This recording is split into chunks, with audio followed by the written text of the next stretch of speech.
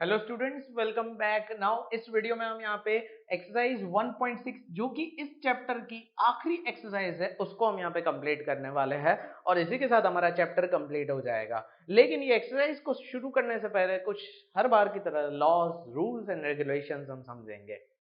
देखो यार, सबसे पहले तो आपको मैं बताना चाहूंगा कि अब हम यहाँ पे थोड़ा एक्सपोनेंट्स के साथ डील करेंगे। मतलब पावर में जो टर्म्स होती है ना, 2 पावर 3 पावर, उसके ऊपर वो वाली टर्म्स के साथ डील करेंगे।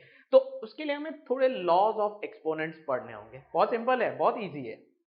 देखो, आपके पास पहला रूल क्या है, if a power M into a power N, अगर ऐसा आपको मिलता है तो उसके पावर्स प्लस हो जाएंगे। समझाता हूं।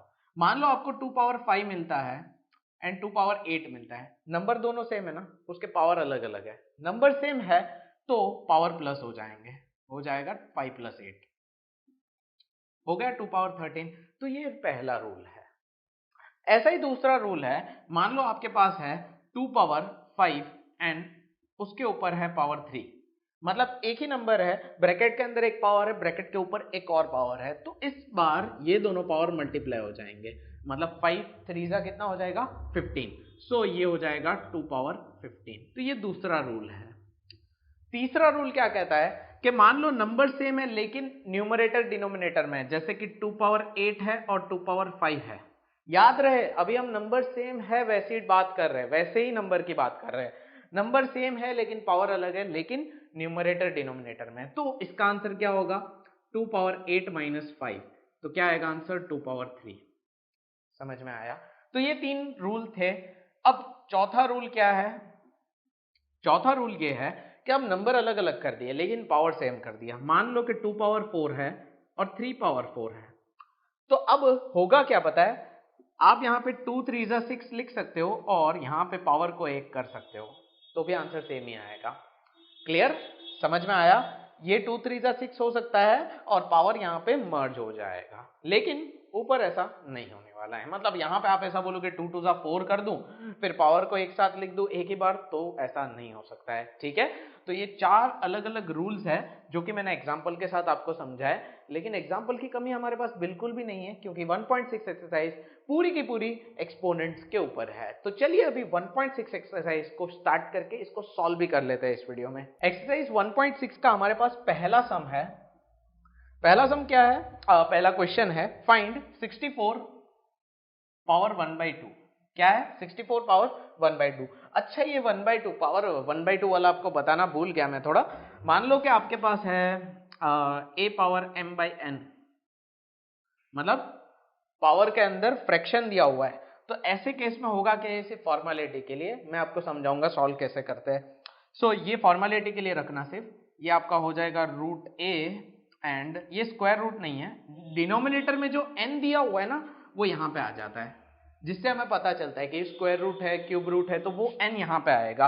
बाकी अगर जो m है ना वो a के ऊपर आएगा, लेकिन ये अभी भी रूट के अंदर है। जानता हूं आपको समझ में नहीं आया है, मैं समझा देता हूं, मैं सॉल्व करवाऊंगा। ठीक है? चलिए, तो ये 1/2 को सॉल्व करते हैं। मेरी मेथड जो है सॉल्व करने की थोड़ी अलग है। 64 को विजुअलाइज करो, क्या होता है 64, किसका स्क्वायर है, 8 का स्क्वायर है। तो 1/2 को साइड पे रखो, 64 को मैं 8 का स्क्वायर लिख सकता हूं, लिख सकता हूं। और 8 का स्क्वायर जो है ये 64 ही है ना, और 64 के ऊपर क्या लगा है, 1/2। मैंने क्या किया, 64 की जगह पे 8 का स्क्वायर कर दिया और ऊपर 1/2 अपनी जगह पे लगा दिया। अब मैं ये वाला रूल अप्लाई नहीं करूंगा, मैं रूल अप्लाई करूंगा ये वाला। सॉरी, ये वाला रूल नहीं, ये वाला रूल अप्लाई करूंगा। क्या है, पावर का पावर पावर मल्टीप्लाई हो जाता है, तो 2 इंटू 1/2 हो जाता है। 2 इंटू 1/2, 2 2 कैंसिल, क्या बचा हमारे पास, 1 बचा। वेरी सिंपल, आ गया आंसर। देखो, जरूरी नहीं कि आपको हर एक आइडेंटिटी अप्लाई करनी है, आप कोई और भी अप्लाई कर सकते हो। क्वेश्चन नंबर सेकंड सॉल्व करते हैं। 32 रेज टू 1/5। अब बोलोगे कि 1/2 था तो बच गए, 1/5 में कैसे बचोगे? 32 को थोड़ा देखो तो 32 होता क्या है, 2 पावर 2 को 5 बार लेके देखो 32 आएगा। 2 2 जा 4, 4 2 जा 8, 8 2 जा 16, 16 2 जा 32। तो क्या मैं इसको लिख सकता हूं, 32 को लिख सकता हूं 2 पावर 5 और उसके ऊपर 1/5 लगा सकता हूं। सेम वापस से यही रूल अप्लाई करूंगा, क्योंकि ये रूल मेरा फेवरेट है। आप भी इसको अपना फेवरेट बना लो, एग्जाम में मार्क्स लेने में काम आएगा। सो 2⁵ इंटू 1/5, 5 कैंसिल हो जाएगा, आपका आंसर आ गया 2, दैट्स इट। इस तरीके से सॉल्व होता है। बढ़ते हैं आगे थर्ड क्वेश्चन की तरफ। तो फर्स्ट का थर्ड यानी कि लास्ट वाला 125⁵1/3। अब आप बोलोगे आपको याद रहते हैं, हमें याद नहीं रहते हैं, तो आप भी प्रैक्टिस करो ना मेरी तरह, आपको भी याद रहेंगे। 125 होता क्या है? 125 होता है 5 इंटू 5 इंटू 5, 5 का क्यूब 125 होता है। तो 125 की जगह पे मैं लिख सकता हूं 5 क्यूब, उसके ऊपर 1/3 अपनी जगह पे लगा दो, फिर 3 इंटू 1/3, आगे की कहानी तो आप जानते ही हो क्या है, 3 3 कैंसिल, आंसर आ जाएगा 5, हो गया। हर बार इस बार भी मैंने यहाँ पे ये आइडेंटिटी को अप्लाई किया। आराम से हमने तीनों क्वेश्चन सॉल्व कर लिए। ठीक है, बहुत ही सिंपल है। ये वाला रूल मैंने कहा था ना हार्ड है, मुझे भी पसंद नहीं है, आपको भी नहीं पसंद आएगा, अप्लाई करके देखोगे तो। ठीक है, सो हम यहाँ पे ये रूल को अप्लाई करेंगे। ठीक है, सो रूल ही अप्लाई करना है ना, तो ये अप्लाई कर दिया, law of exponent, second law of exponent. Okay, so first question solve हो चुका है, बढ़ते हैं सेकेंड क्वेश्चन की तरफ। नाउ क्वेश्चन नंबर 2, पहला क्वेश्चन है 9⁵2। हो थोड़ा डिफिकल्ट आ गया। डोंट वरी, डिफिकल्ट नहीं आया है, थोड़ा ट्रिकी है। 9 क्या होता है? आप बोलोगे 3 का स्क्वायर होता है, वेरी गुड, हमें यही करना है, 3 का स्क्वायर। 9 के ऊपर क्या लगा हुआ है? 3/2 लगा हुआ है, तो अब करेंगे क्या, हम 2 इंटू 3/2 करेंगे ना। 2 2 कैंसल, बचा क्या? 3 पावर 3, 3 पावर 3 होता क्या है? 3 3 9, 9 3 27, वेरी सिंपल। अब देखो, सैंपल के तौर पे ये रूल भी अप्लाई करके दिखा देता हूं, ऐसा नहीं लगना चाहिए कि ये रूल अप्लाई करने में आपको दिक्कत आए। मैं ये रूल अप्लाई करता हूं, a पावर m/n है 9⁵3/2, वेर m क्या है हमारे पास? 3 है, n क्या है? 2 है, और a क्या है? 9 है।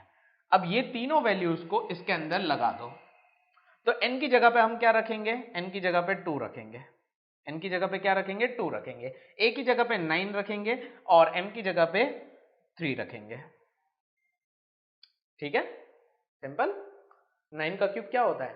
9 9 जा 81, 81 9 जा, और फिर उसका क्या करना है? स्क्वायर रूट निकालना है, तो आंसर 27 ही आने वाला है। डोंट वरी, बस सॉल्व करने की मेथड बता रहा था कि कैसे सॉल्व करते हैं, ऐसे ही सॉल्व होगा। ठीक है, डोंट वरी अबाउट दैट। चलिए अभी आगे बढ़ते हैं। जब हम इजी वे में सॉल्व कर सकते हैं तो हार्ड मेथड नहीं अप्लाई करनी है, याद रखना हमेशा। क्वेश्चन नंबर 2, क्वेश्चन नंबर 2 क्या है? 32⁵2/5।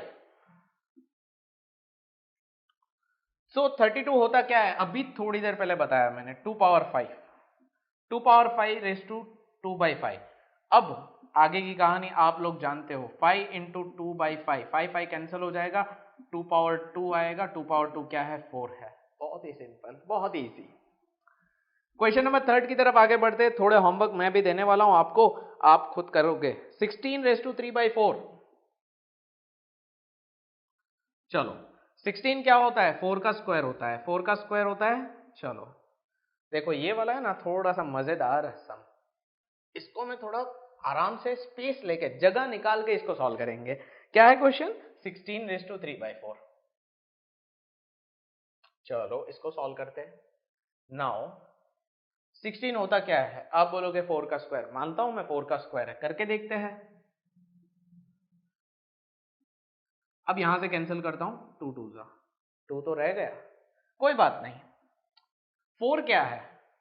2 का स्क्वायर है, और हमारे पास क्या बचा है? 3/2 बचा है। अब 2 कैंसिल हुआ, और 2 पावर 3 आया, आंसर 8।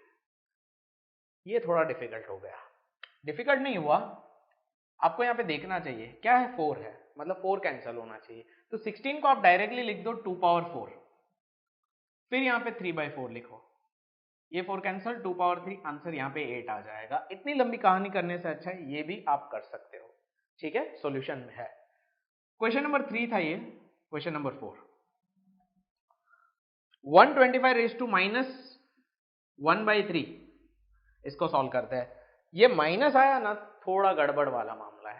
125⁻⁻⁻⁻⁻⁻⁻⁻⁻⁻⁻⁻⁻⁻⁻⁻⁻⁻⁻⁻⁻⁻⁻⁻⁻⁻⁻⁻⁻⁻⁻⁻⁻⁻⁻⁻⁻⁻⁻⁻⁻⁻⁻⁻⁻⁻⁻⁻⁻⁻⁻⁻⁻⁻⁻⁻⁻⁻⁻⁻⁻⁻⁻⁻⁻⁻⁻⁻⁻⁻⁻⁻⁻⁻⁻⁻⁻⁻⁻⁻⁻⁻⁻⁻⁻⁻⁻⁻⁻⁻⁻⁻⁻⁻⁻⁻⁻⁻⁻माइनस आया, माइनस कोई गड़बड़ वाला मामला नहीं है। माइनस होता क्या है पता है? लेट्स कंसिडर, माइनस आता कहां से है? देखो ये वाली आइडेंटिटी, ये a पावर n जो था ना, नीचे प्लस था, ऊपर आया ना तो ये n माइनस हो गया। इसका मतलब अगर मुझे इसको प्लस करना हो तो मैं क्या करूंगा? मैं करूंगा 1/125